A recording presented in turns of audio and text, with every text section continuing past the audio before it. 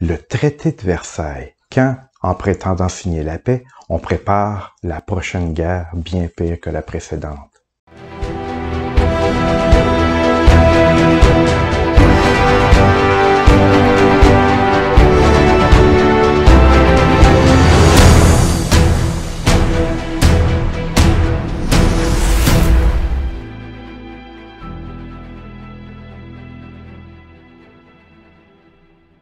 Bonjour chers amateurs d'histoire. Alors on a vu précédemment de quelle façon la Première Guerre mondiale s'était terminée et de quelle façon le traité de Versailles, signé essentiellement entre la France et l'Allemagne, ce traité de Versailles va jouer un rôle crucial dans la suite des choses. Et donc c'est le traité principal qui va mettre en place la période de paix qui va suivre.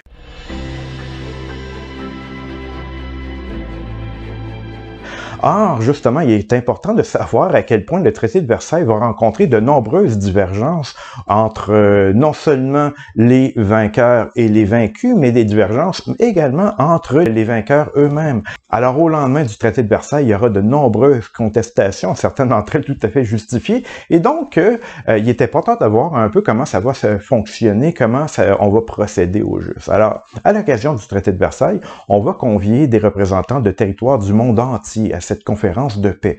Mais, il faut bien le préciser, aucun responsable des États vaincus ne sera convié à cette conférence. Alors donc, ça veut dire que les Allemands seront exclus, les Autrichiens également, les Russes aussi. Alors donc, tous ces gens-là n'auront pas leur mot à dire dans la suite des choses, dans la paix qui va suivre. Alors évidemment, chaque représentant qui est présent est libre de travailler à la rédaction du traité, mais les positions de tous ces hommes vont diverger. Alors, il est important de voir, entre autres, les divergences qu'il y aura entre les trois principaux vainqueurs, c'est-à-dire les Américains, les Français et les Anglais. D'abord, les Américains. Alors, le président des États-Unis, Woodrow Wilson, veut mettre en place une nouvelle politique internationale. Rappelons-nous de ce projet de la SDN, la Société des Nations, que nous avons mentionné précédemment et sur laquelle nous reviendrons plus tard. Alors donc, ce projet vient du président des États-Unis lui-même. Alors, pour le président Wilson, la nouvelle diplomatie mondiale doit être fondée sur deux choses. Le droit des peuples à disposer d'eux-mêmes et sur la collaboration entre les États. Alors, beaucoup des dispositions des différents traités au lendemain de la guerre vont tenir compte du point de vue de Wilson. Alors donc, on va parler du principe des nationalités. On va vouloir faire en sorte que les différents États, les différentes nationalités puissent avoir chacun leur pays. Mais en même temps, on va prendre ces distances à plusieurs reprises de ce beau principe. Et d'autre part, on pense aussi, on insiste beaucoup sur la collaboration entre les États, d'où le projet de la SDN, l'ancêtre de l'ONU. Et évidemment, Wilson, lorsqu'il propose ces beaux principes, dispose d'un grand prestige et d'un poids politique considérable, car ce sont les troupes américaines qui ont grandement contribué à la victoire finale des Alliés. Donc, les 4 millions de soldats américains ont pesé lourd sur la fin de cette guerre. Alors, évidemment, Wilson, le président des États-Unis, qui n'est pas impliqué directement dans les politiques européennes, n'a pas de grief particulier contre l'Allemagne. Alors, il cherche à ménager l'Allemagne pour éviter qu'un esprit revanchard ne s'y développe en Allemagne. Donc, c'est un des buts de la politique de Woodrow Wilson. Mais à côté de lui, il y a aussi les responsables anglais qui ont leur propre point de vue, notamment Lloyd George, qui est le premier ministre anglais. Et les responsables anglais tiennent eux aussi à laisser à l'Allemagne une certaine puissance. C'est que les Anglais, de leur côté, sont fidèles à leur théorie d'équilibre entre les puissances. D'autant plus que eux, ils sont insulaires, ils sont sur une île un peu séparée du reste de l'Europe. Alors, ils considèrent que c'est important qu'il reste encore un équilibre entre les puissances, notamment entre l'Allemagne et la France. Et donc, ils veulent empêcher la France d'acquérir une hégémonie, une prédominance en Europe. Parce que n'oublions pas que si la France est une alliée de l'Angleterre, c'est tout à fait récent. Pendant de nombreux siècles, la France a été une ennemie de l'Angleterre. Alors, il n'est pas question pour les Anglais que l'Allemagne devienne trop faible et que, au contraire, la France devienne trop forte. La France peut aussi être une menace pour l'Angleterre. Donc, du côté des Anglais, on prône pour un équilibre des puissances. Mais c'est sans compter le point de vue de la France. Alors, la France, représentée par le président Clemenceau, au contraire, cherche à imposer de lourdes indemnités à l'Allemagne. Et comme la France a joué un rôle majeur donc dans les combats, parce que les combats ont lieu en grande partie chez elle, alors qu'elle a suivi des pertes considérables, non seulement en vie humaine, mais aussi en matériaux de toutes sortes. Rappelons-nous les 300 000 bâtiments détruits, usines, immeubles, etc. Donc, l'avis de la France va peser lourd dans le traité de Versailles. Et la France insiste pour faire payer l'Allemagne. La France considère que l'Allemagne est la responsable de la guerre et la France, qui a beaucoup souffert de cette guerre, veut faire payer l'Allemagne. Et faire payer l'Allemagne, non seulement pour renflouer la France et la permettre de se reconstruire, mais aussi pour limiter la puissance économique et politique de l'Allemagne, l'allié, l'ennemi depuis plusieurs décennies. Alors donc, du côté de la France, on veut limiter la puissance de l'Allemagne et on veut financer la reconstruction de la France. Alors donc, forcément, les points de vue des États-Unis, de l'Angleterre et de la France ne se rencontrent pas très bien. Alors, les compromis trouvés ne pouvaient pas pleinement satisfaire personne. Alors donc, le traité de Versailles aura cette caractéristique spéciale de ne plaire à personne, finalement. Cela dit, on s'entend sur un principe de base énoncé à l'article 231 du traité de Versailles, l'article le plus important qui structure l'ensemble du traité, c'est que, selon l'article 231, l'Allemagne et ses alliés sont déclarés seuls responsables des dommages de la guerre. Alors, pourquoi on insiste sur la responsabilité unique de l'Allemagne et de ses alliés? Parce que ce principe-là va justifier les exigences très lourdes des vainqueurs à l'égard de l'Allemagne. Puisque les Allemands sont responsables de la guerre, ce sont eux à payer et uniquement à eux à payer les coûts de la guerre. Et donc, on imagine très bien à partir de ce moment-là à quel point ce traité va être extrêmement difficile pour les Allemands.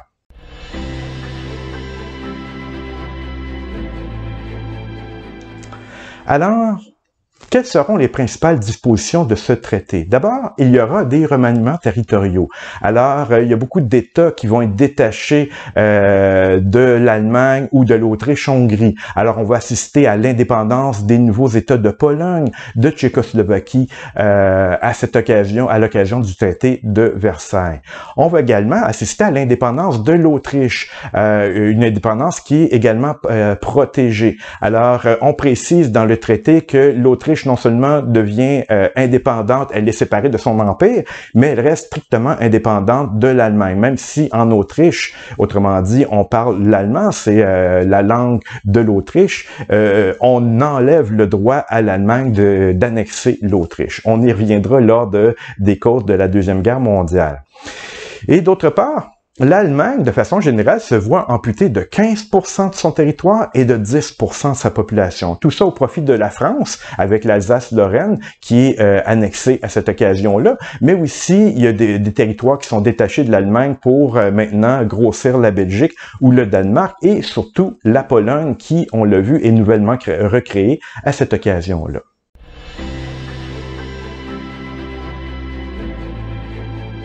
Mais le traité de Versailles comprend aussi d'importantes dispositions militaires. Rappelons-nous que l'un des objectifs de la France était de limiter considérablement la puissance de l'Allemagne. Alors, de nombreuses mesures sont là pour limiter notamment le pouvoir militaire de l'Allemagne et de protéger ainsi les États voisins. Alors, la France ne veut plus subir d'attaques surprises de la part de l'Allemagne. Alors, l'Allemagne étant vaincue, elle doit livrer 5000 canons, 25 000 avions et les quelques blindés qui lui restent et toute sa flotte navale qu'on va amener jusque dans la baie écossaise de Scapa Flow pour la saborder. Alors, elle va couler au complet sous l'eau. On imagine le désastre écologique de l'époque, l'écologie dont on se souciait assez peu à l'époque, malheureusement.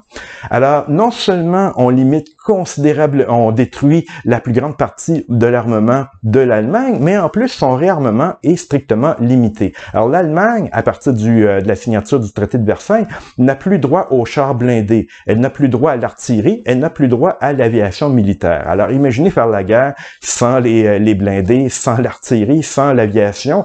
C'est évidemment une limitation considérable pour le potentiel militaire de l'Allemagne. En plus, son armée terrestre va être être limité à un effectif de 100 000 hommes. Et le service militaire va être aboli. Évidemment, de nos jours, quand on parle de 100 000 hommes, une armée de 100 000 hommes, ça peut nous sembler considérable malgré tout, mais il faut se mettre dans le contexte de cette époque, où est-ce que, rappelons-nous les 4 millions de soldats que les Américains ont envoyés à la toute fin de la guerre et qui ont changé la donne. Alors, 100 000 hommes, selon les standards militaires de cette époque-là, c'est une armée extrêmement limitée. Alors, autrement dit, on limite de façon considérable l'armement de l'Allemagne pour les prochaines années. Alors, on lui a coupé ses ailes, tout simplement.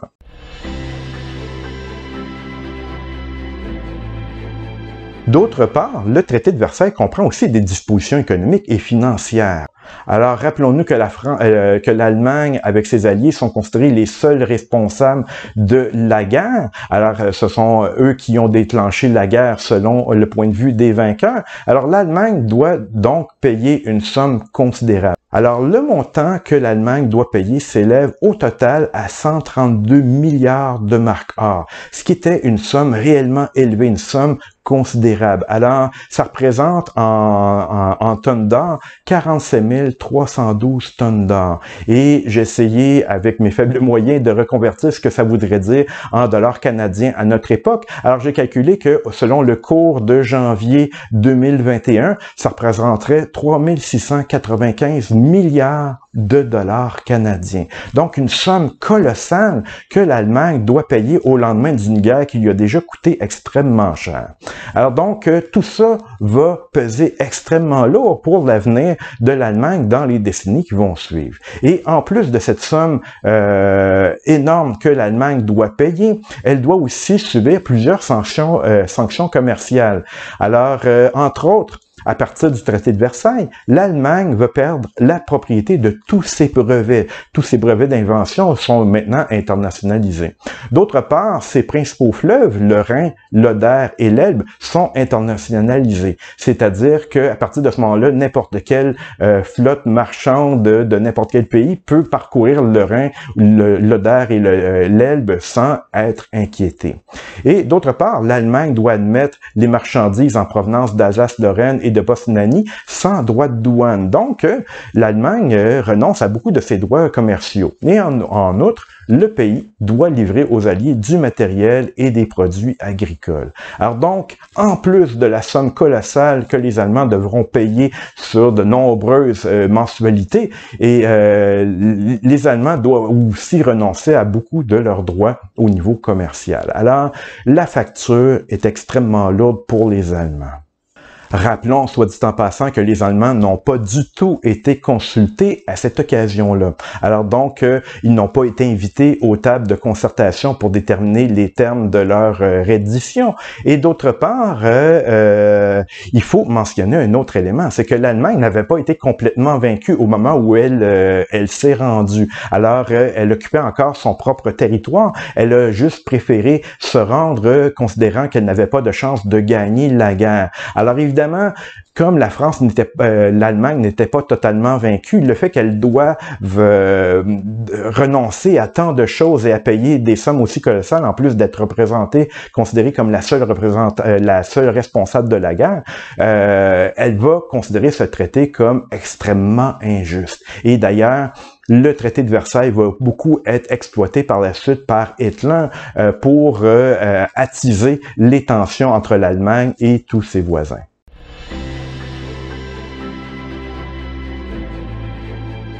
Parallèlement au traité de Versailles, d'autres traités vont être signés, notamment avec l'Autriche-Hongrie, qui va, à cette occasion-là, être divisé en plusieurs morceaux. Notamment, l'Autriche, que j'ai mentionné tout à l'heure, va être réduite au territoire occupé par les germanophones. Donc, l'Autriche est considérablement réduite. D'autre part, on va créer à cette occasion-là un État hongrois indépendant. Donc, l'Autriche et l'Hongrie sont séparés.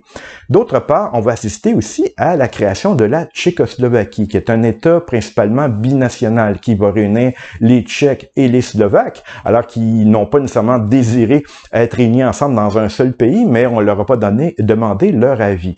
Et donc, la Tchécoslovaquie est créée à cette occasion-là, mais avec aussi une forte minorité minorités germanophones, les fameux Sudètes dont on va parler à l'occasion de la Deuxième Guerre mondiale. Et existe aussi en Tchécoslovaquie d'autres minorités, des Polonais, des Hongrois et des Ruthènes. Alors, voyez que le traité, le principe des nationalités évoqué par Woodrow Wilson, le président des États-Unis, n'est pas toujours respecté. Alors, ce ne sont pas tous les Polonais qui vont rejoindre la Pologne et ce ne sont pas tous les Hongrois qui vont rejoindre la Hongrie. Alors, donc, on fait quelques exceptions ici et là pour des raisons essentiellement de militaires, hein, donc pour renforcer certaines frontières qui sont plus faciles à défendre si on fait fi du principe des nationalités à certains endroits. On crée aussi à cette occasion-là la Roumanie qui comprend la Transylvanie avec de fortes minorités hongroises et germanophones.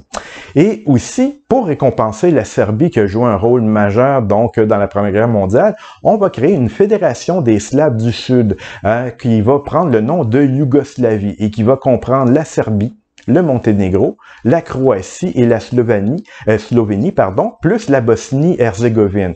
Alors, la Yougoslavie, nouvellement créée, va être une région multinationale comprenant aussi une minorité hongroise. Alors, évidemment, tous ces différents peuples-là qui sont réunis en un seul pays n'ont pas nécessairement donné leur avis sur la question. Certains d'entre eux ne s'entendent pas du tout. Alors, ça va donner de sérieuses difficultés à la vitalité, à la survie de cette Yougoslavie dans les décennies qui vont suivre. Donc, comme on peut voir, les différents traités vont parfois suivre le principe de nationalité évoqué par le président des États-Unis, Woodrow Wilson. Donc, on va accorder la souveraineté à certains peuples, mais pas à d'autres. Alors, pour quelles raisons? Ben, essentiellement pour des raisons qui font la fin des pays vainqueurs en fonction de leurs désirs au niveau de la défense, de la géopolitique. Donc, ce qui va faire que le traité de Versailles, en fait, va être très inégalement appliqué, le traité de Versailles et les autres traités qui l'accompagnent. Donc, ces traités vont inégalement respecter le principe de la souveraineté des nations, le principe d'autodétermination des peuples, et donc, à certaines occasions, alors qu'on ne consulte pas les populations concernées, finalement, on va créer des États qui font l'affaire des pays vainqueurs.